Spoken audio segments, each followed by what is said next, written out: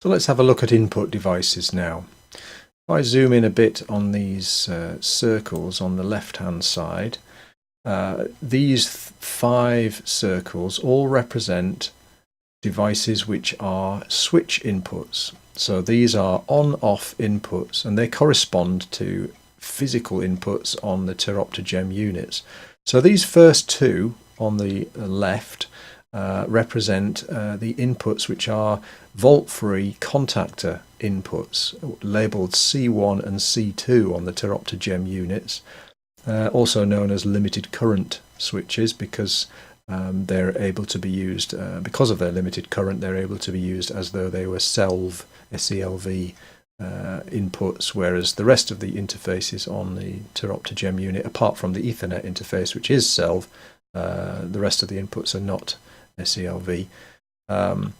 But the first 2 represent these limited current contactors. The next 3, currently labelled 3, 4 and 5, represent the mains switch inputs, which are accessible through the wiring box on screw terminals on the TerOpta GEM unit.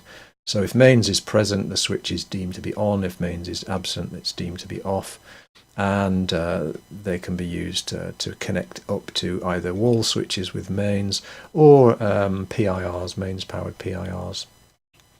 And if we just continue moving to the right, we have these 2 boxes here, which are coloured blue at the moment. They look like little gauges, and these represent the analog sensor inputs of the device, which are labelled S1 and S2 on the TerOpta GEM units.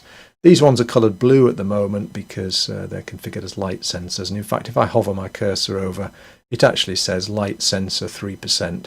It's very low at the moment because there's actually nothing connected, so it's just an open floating input in that case. Skipping over these white boxes for the moment and moving over to these grey boxes over here. These icons represent energy monitoring devices, and they're present because these units are T25 energy monitoring units. If these units were T20 units, which don't have an energy monitoring function, then these would simply be another 4 of these white squares here, which we'll come to in the next video.